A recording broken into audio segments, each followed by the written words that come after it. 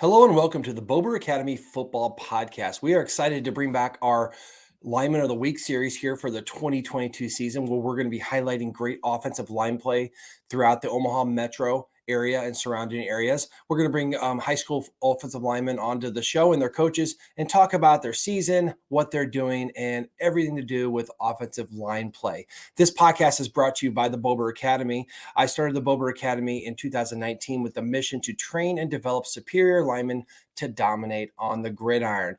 I'm your host, Chris Bober, 8-year NFL veteran. I've started games in the NFL at every offensive line position, and I love dealing with anything to do with football, especially the offensive line. Now, if you are listening to this podcast, we're on your podcast app. Just be sure to click the subscribe button. So make sure that you're getting notified of our weekly shows. We do a lot of different shows out there. Also, if you're watching us on YouTube, click the little button down there to subscribe to our channel and also the notification bell. We would love your comments and your feedback. And if you're seeing this anywhere out there on social media, feel free to like, share, retweet, comment, whatever goes on out there in the social media world. We want to spread the message of great offensive line play. So thank you for joining us. Let's get to the show. All right, so we are back in the Bober Academy Football Podcast studio for our Offensive Lineman of the Week episode, and we're in the playoffs now, so we're whittling it down to the men who are left. And last week, of course, I go to all the Elkhorn games, and I was so impressed with what Grand Island Northwest was able to do in the first round of the playoff.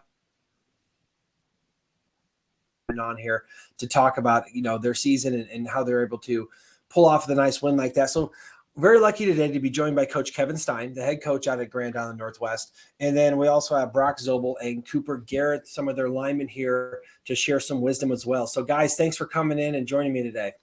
Yeah, thanks for having us. Okay, so Coach, I got to kind of go to you.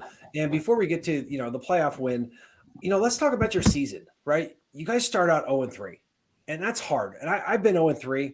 I remember when I was in the NFL one year, we went 0-4. And there's something about those 3 losses can come anytime during the season, but when they come in a row at the beginning of the season, that's tough. Then you win a game, then you lose a game, go on a little bit of a run, and then you lose a game right before the playoffs. Tell me about the kind of roller coaster of the season, and tell me about your team. How do you handle coming back after going down 0-3 and then 1-4? Yeah, we really knew, and we tried not to say anything as coaches, but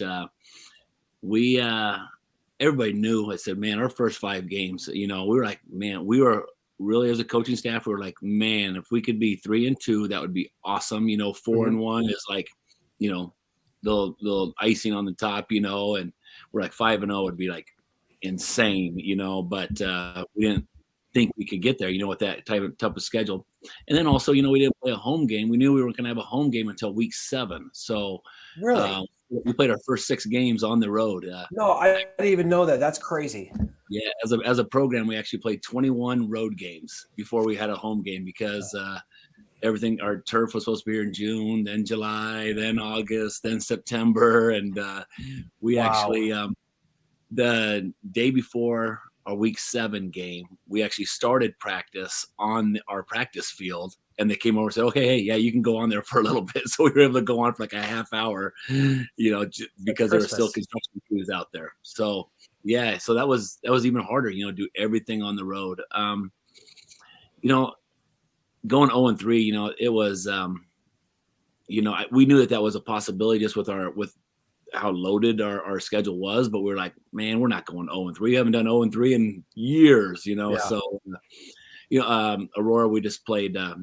Aurora's really good. Great program. Yes. They're a great program. They know their system. And we had 5 turnovers, all 5 of them inside our own 35. And so, that was just, it is what it is. We were awful. They were good. Then, that second week, I can't remember. So we'll go up to Scott, put up 485 yards. They're like 203 and lose by 5 or 4 or 5. Oh. And then, it just kind of kept spiraling from there. Then we come back and, play well and beat Elkhorn North. And then Seward, these guys will kind of just smile. We beat the dog soup out of them and just we caught some bad breaks. We'll just be politically correct. And that's what, and it is what it is, and then we go out to Scotts Bluff, and played them. We had a chance to, tie it up and just fumbled there, the 20-yard line going in. And so it was, to go back to your question, we knew those first 5 games were going to be hard. And do we see ourselves being 1-4? Absolutely not.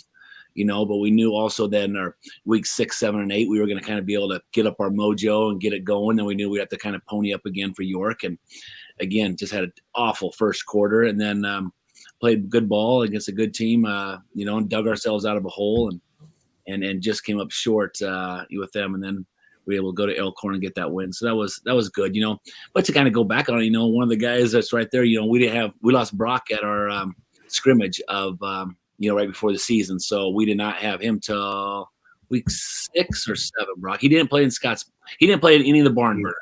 Wow. No. Yeah. So that really hurt us, couple years started for us, and that was a killer. Nice. Well, it shows an amazing resiliency too.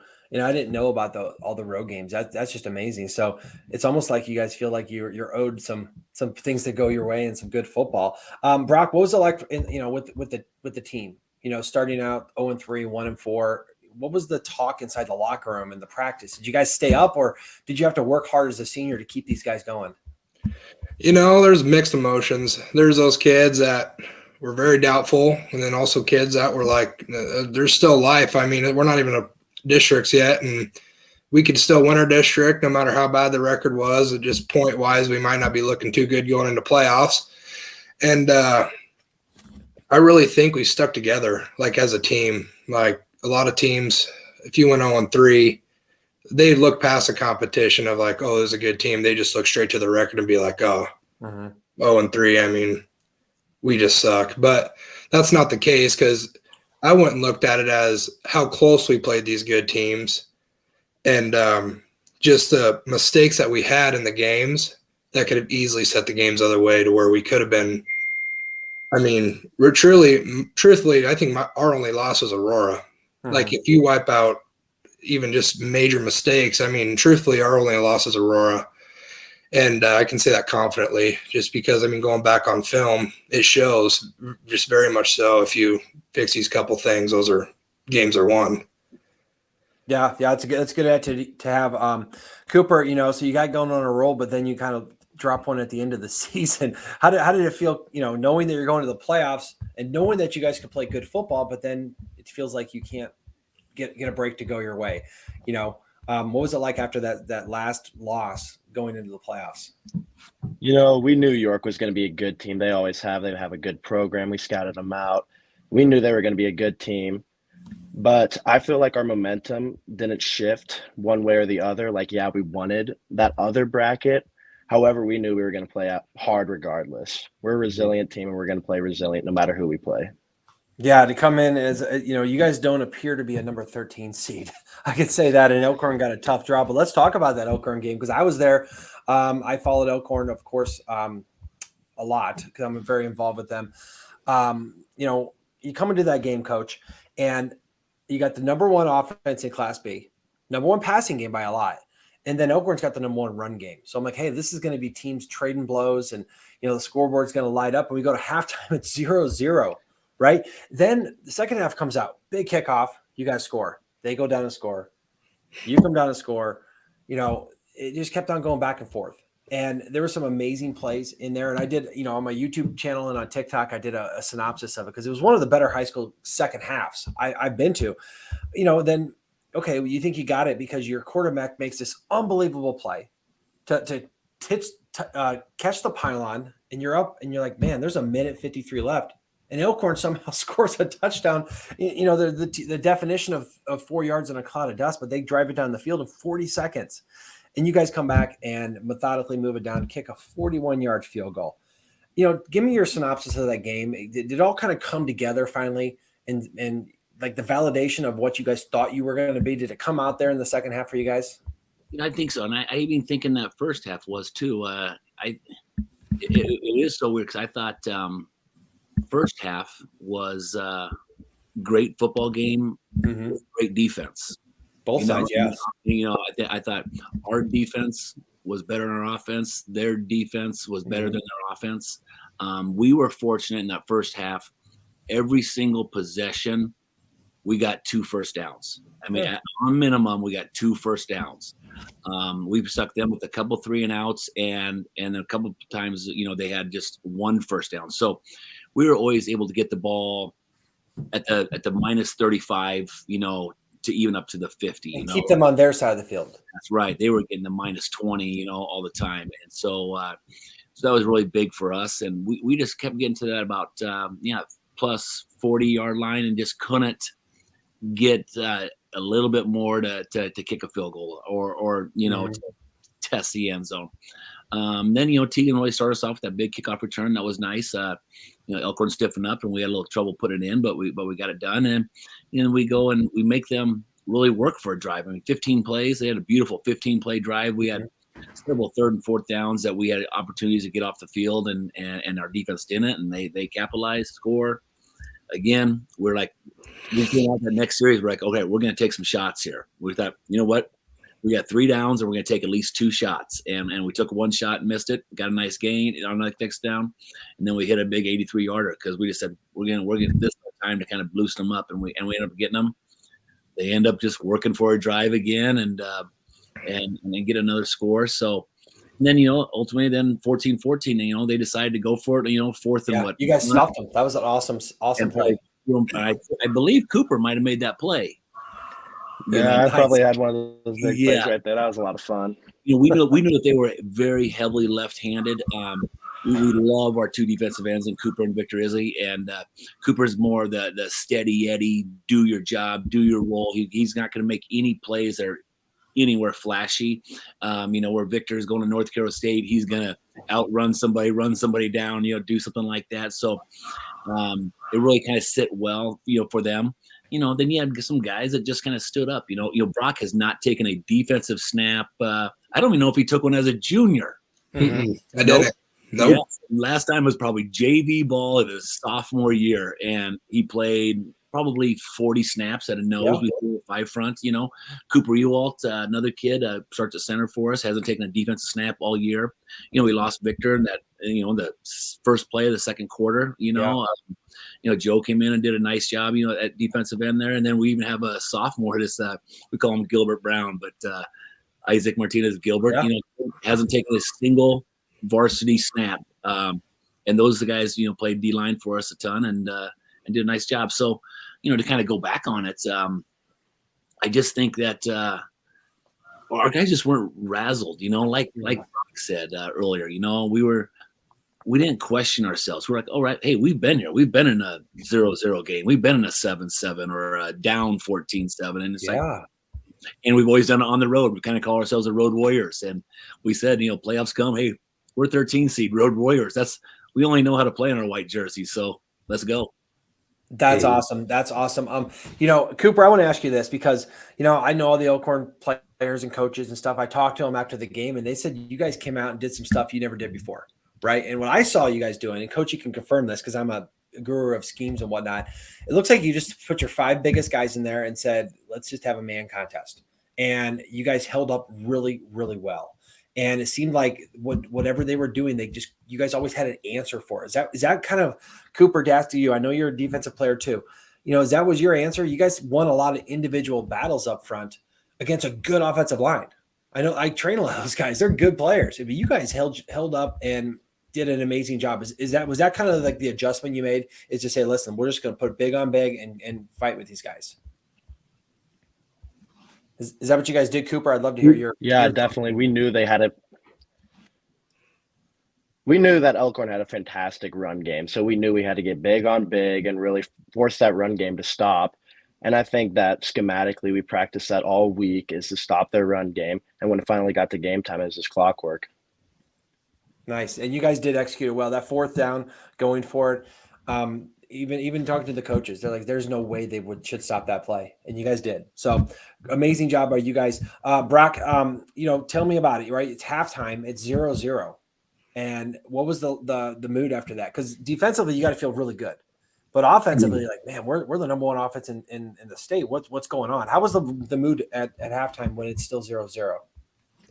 Going to the locker room, just kind of with everything that was going around, like that Monday prior, saying how this game's just going to be over by half. I mean, everybody, like not the players, but just around us, surroundings, and media. Going in at 0-0. I mean, like everybody that was like the best halftime I think we had, like bonding together, like because everybody's happy. Everybody's like not worried about the mistakes that were happening. Those were in the past. We're more worried about, okay, defense, let's maintain. Now offense, let's go to work. Because what we noticed, I mean, I'm not saying we're getting tired too a little bit, but we noticed that we were wearing them down a little bit because they have a couple stud D linemen that also played O line for them. Mm-hmm. They're getting tired, and we're going to kind of target both run and pass, even though we're really good at passing.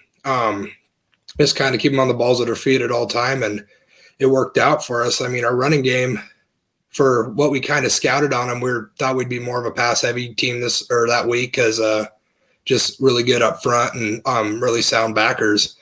But we were able to catch them off guard a little bit, move the ball really well, running, and then also get a couple wide receivers open and connect with them for some good touchdowns and just long gains. That's awesome. And I loved hearing that. Go ahead, Coach. I want to hear more. Kind of Brock was saying, kind of halftime. I mean, honestly, it was probably the least that we actually coached at halftime. I know like defense, they were talking about, hey, when we call this, instead of being in a 4-eye, we're going to be in a 5.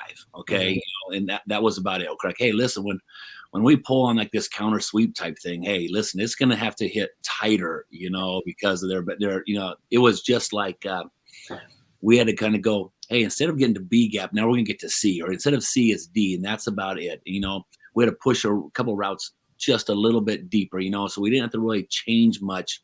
We moved like one technique defensive line, and we kind of moved about one gap, with some different stuff that we were doing. And Brock said it. We told him there's a good chance we're throwing the ball 50 times because we felt great in our throwing game. We thought we could protect well, and they were going to kind of play loose and make us dink and dunk, which we do pretty good. We're like, well, shoot, we can now run the ball on them. So we're able to kind of get that going. That's great. So Coach, I'd love to hear about your offense because, the offense you guys run, obviously you lead the state in yards, a lot of scoring, your quarterback's number one, your receivers number one. And you are one of the programs, I think, that executes this pass first offense really, really well, where it's just hard to have the timing and everything down.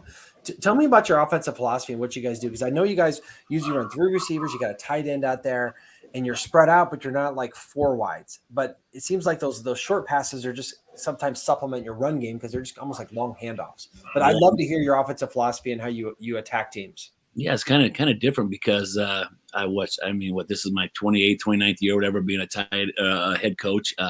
Last year was year number 1 of ever having a tight end. I've never had a fullback in our offense ever anywhere. Mm-hmm. But last year we kind of ran into we had Aiden Davies, who's now playing college ball. We thought he could play that. We thought that my son Joe could play that. We thought Isaac Simmons could play that. Well, we lose Aiden Davies week 1, first quarter. We lose him for the season. Wow.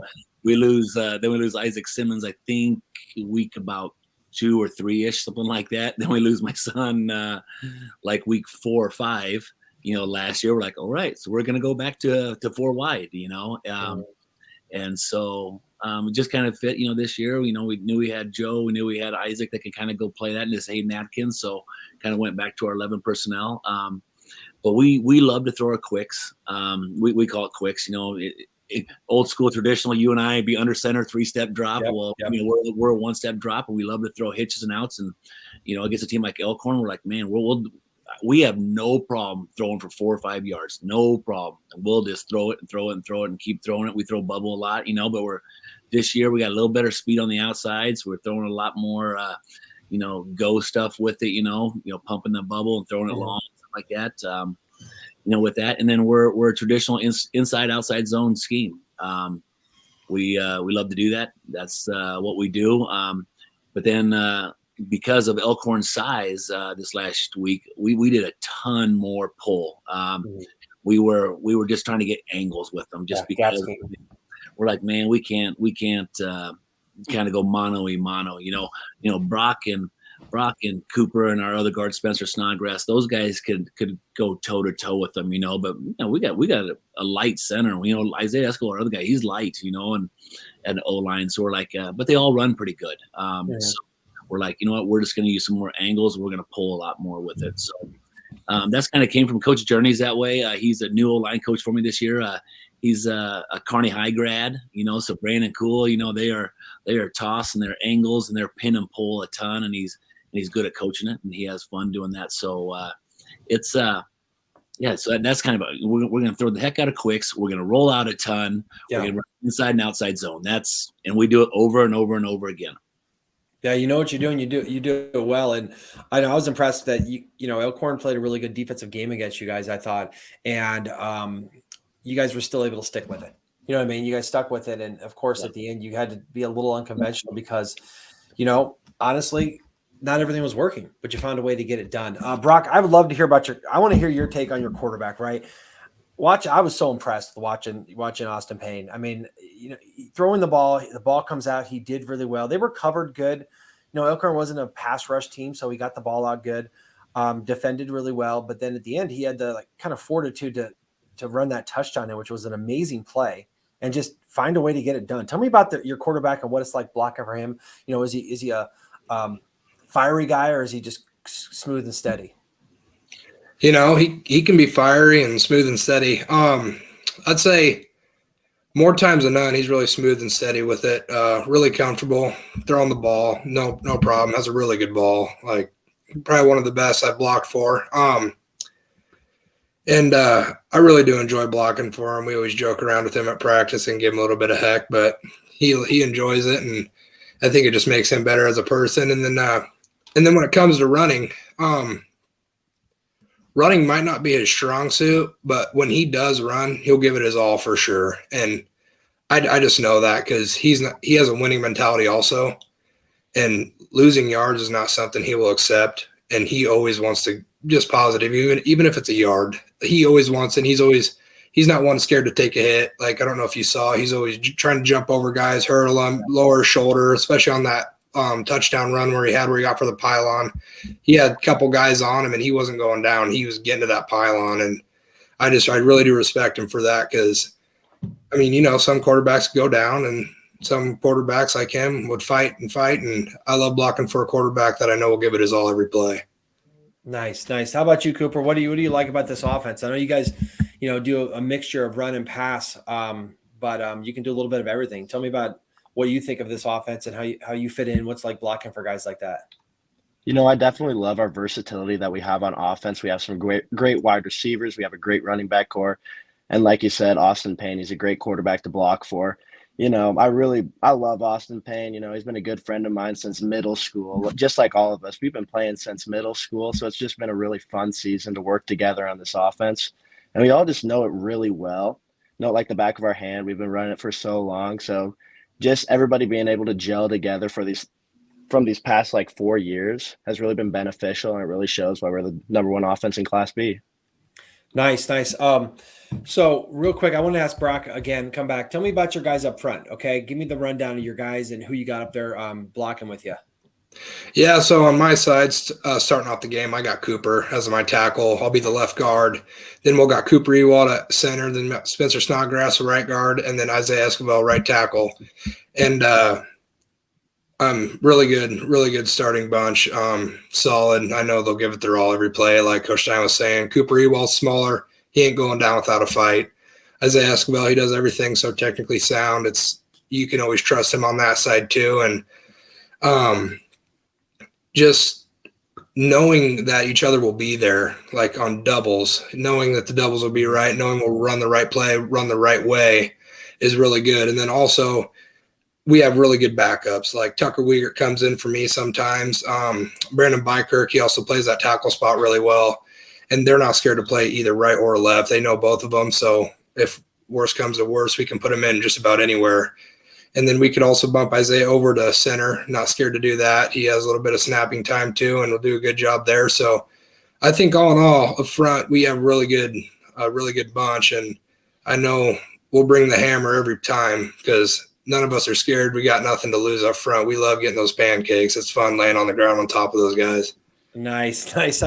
Cooper, how about you? I mean, you want to give us some dirt? Like, who's the funny one? Who's the smelly one? Who thinks they're pretty? Who's the ladies' man? Give me some inside stuff. I'm going to share this on YouTube and Twitter all over the place. It's your chance to get it off your chest. Give us some insight about these guys. Brock is definitely the funny one. I mean, geez. Oh, man. Some of the stories have a Brock. It's hilarious. You got Isaiah. Isaiah tries to be a ladies' man, but I don't think he cuts it. You know what I'm saying? But no, I just love our core group of guys we got there. That's awesome, man. I'll kind of throw in there because these guys, I want to hear it. They're going to kind of keep it. They really don't know how to kind of get on here and just we'll do whatever, Yeah. Brock and Tucker Uyghur are the two funny, the two loudmouth, the two every now and then they say, "Hey, dude, shut up." Shut your mouth. All right. Cooper Garrett is right in the middle. He's the one that he's going to talk, but he knows when to turn it off. He knows when to turn it on. He's probably the most mature of them all is Cooper Garrett. And then, like when you ask me for some guys, Spencer Snodgrass, he's not going to say poop if he has a mouthful. Cooper Ewald, not going to say poop if he has a mouthful. Isaiah Vesquel, he'll talk a little bit more than those two. He ain't going to say nothing. Brandon Bykirk, crazy smart, not going to say so it's weird. Two kind of loud mouths. Yeah. We had like 3 or 4 super quiet guys, and really Cooper is about the only one in the middle. You guys agree? Kind of the mediator in there. Yeah. To bridge the gap in there, but that's awesome. I mean, it's so fun when you get to this time of season. You guys have played well, but you guys have played together for so long. So that kind of stuff showed up. It showed up last Friday night. And I know you guys rotate guys through on offense, and then a lot of you guys got called up and stood up on defense. And I think it's kind of the brotherhood of offensive linemen out there that keeps that thing going. So that's awesome to hear. All right, Coach, as we kind of get towards the end here, you got your first win in the playoffs this year. Great victory, but now you got to go to Waverly. Tell me about these guys that you got coming up in Waverly. They're a tough bunch. They've always been tough down there, but you got to go to Waverly, I believe, and you're trying to knock off another higher seed to keep advancing. What do you say? Go to Waverly, you believe. We're going to be on the road. Yeah. We're always on the road, okay? It's like you take everything that we prepared for with Elkhorn and throw it out the window. Yeah. Great 4-3, huge defensive line, big, thick linebackers for Elkhorn. You take that, throw it out the window, and now they're going to play 7 linebackers. They call it a 3-4. It's a 5-2. Yeah. And track stances in the gap, blowing through it. Bringing heat, cover zero. Again, Elkhorn, they're going to play 7 to 10 yards off on, and let you dink and dunk. These guys are going to play press, cover zero, and they're going to say, we're going to get you a quarterback before you can get off. So it's going to be the same thing. We knew that we said us coaches talked, we said 17 points. I said, if we can get to 17 points or Elkhorn gets us 17 points, whoever gets there first, you need to put money on them to win the ball game. Okay. And that it could be the same way with this one, their defense is legit. Our defense is just hitting their stride. We haven't hit our stride till probably a couple of weeks ago and stuff. And so I feel confident that our defense can, hopefully keep underneath 17 points. We don't have to try to outscore them, but we also don't fear outscoring people. So, so offensive line wise, that's why we're here, man. It is so different this week as opposed to what we did last week. But we've had a good week of practice. I thought our scout kids have done great, just trying to challenge these guys. And I feel like at this point right now, we feel good about where we're supposed to go, who we're supposed to block, who we picking up on blitz, where we slide in protection, where's our double coming from, and who's getting off to, the strong side back or the weak side back, or how we can take care of the edge rushers. They've done a nice job of kind of picking that up and really, really rewiring their brains to what they need to do. That's awesome. So I'm going to kind of wrap it up here, but guys, I really appreciate it. I'm just fascinated with what you guys are doing out there because, like you said, you go on the road, people don't talk about you. They got you as underdogs, but you guys come out swinging, and the first round of the playoffs, you knocked a big one down, and now it's time to go out there and see if you can do it again. But guys, that's awesome. Cooper, Brock, I really appreciate you guys coming on here, man. Your senior year, and it's almost like you get to the point where win or lose, you can just leave everything out there. So it's almost like I always felt like the playoffs, I was less nervous because I wasn't worried about losing. I was trying to win. You know what I mean? And just know, hey, like I got one game left. I give everything I got. And, I want to go out with some wins here this senior year, right? Yep. That's awesome, guys. Well, hey, listen, I'll be pulling for you guys. I'll be watching for you. You're going out to Waverly, Road Warriors. I mean, geez, you guys don't even have a home stadium barely, apparently. But hopefully you guys get the big win and come back with a victory and take out Waverly. So, guys, again, appreciate you guys coming on. Really do it. I'm going to share this everywhere so you can, let your mom and girlfriends and the whole school kind of watch it. I love doing this because I like talking to the O-line. Right? Because, everyone's talked to the quarterback or the receiver or stuff like that, but no one ever talks to the O-line. So that's why I do this, to get guys like you on here. And it's obvious that kind of the brotherhood that you guys have with your big guys is one of the reasons for your success. So I wish you the best of luck this week. Thanks for coming on, and go get a big one this week. Okay. Yep, thank you. Awesome. Thank you. Podcast is available on all podcast platforms. So wherever you listen to your podcast, we're going to be on there. Be sure to subscribe to our channel. That way you get notified of new episodes. Also, we are on YouTube. If you want to find us on YouTube, just search for the Chris Bober Lineman Academy, and be sure to also subscribe to our page. Click the notification bell, and feel free to comment, share everything that goes on there. We're on social media as well.